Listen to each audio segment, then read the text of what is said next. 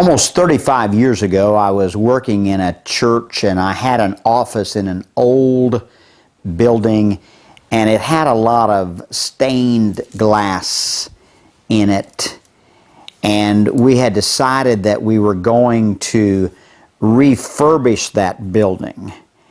And so we were allowed to purchase, if we wanted to, some of the windows from that particular building. Well, I talked to my wife at that time and said, why don't we buy that big window that's in my office? And so we decided to do that, just for sentimental, emotional reasons, to be honest with you, because the window itself was terrible.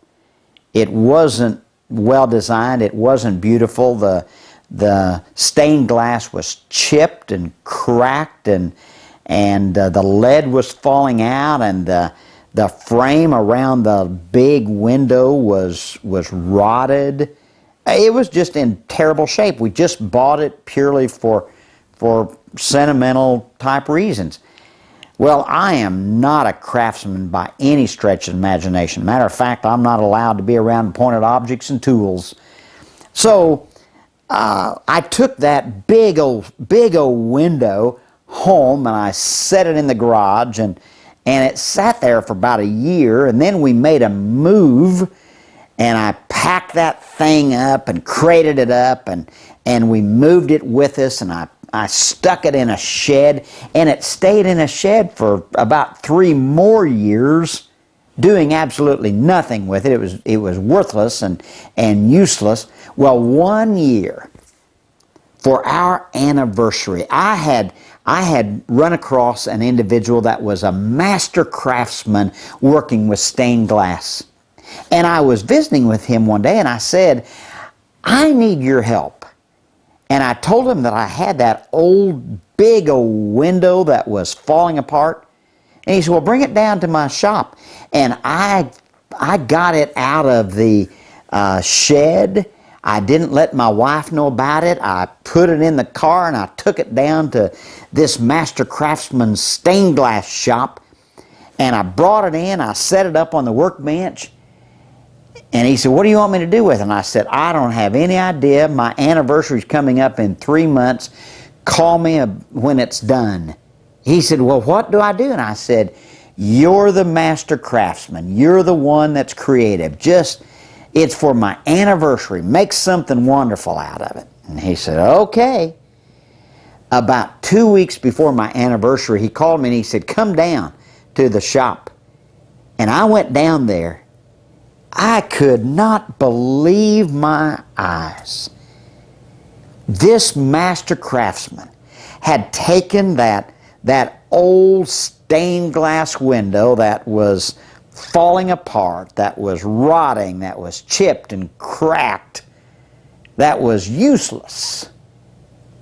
If you'll come to my house today, you will see hanging in one of our rooms the most beautiful stained glass swag lamp that you have ever seen. You know, there's somebody listening to me today that needs to hear that story, because let me tell you something. Jesus, the master craftsman, can take your life, as chipped as it is, as cracked as it is, as rotten as it is, falling apart. Jesus can take your life and He can make it over. Now let me point out to you, it won't resemble what it was. It will be beautiful with design, and it will be purposeful and functional. This used to be an old window. Now it's a beautiful stained glass swag lamp. So it doesn't resemble what it was. It's now beautiful with design. And now it's functional with purpose. Isn't that what you want? Isn't that what you need? I believe that somebody needs to hear that wonderful message today. So here's what you do. You climb up on the workbench and you stay there until the master craftsman is through with his work. Romans chapter 9 says, "Who are you? You're only a human being. You can't talk back to God. The thing which is made cannot say to the one who made it, 'Why did you make me like this?' Does the potter have the right to use the same clay in two ways? Yes, he may use part of it to make a beautiful pot, or he may use part of it for something very ordinary."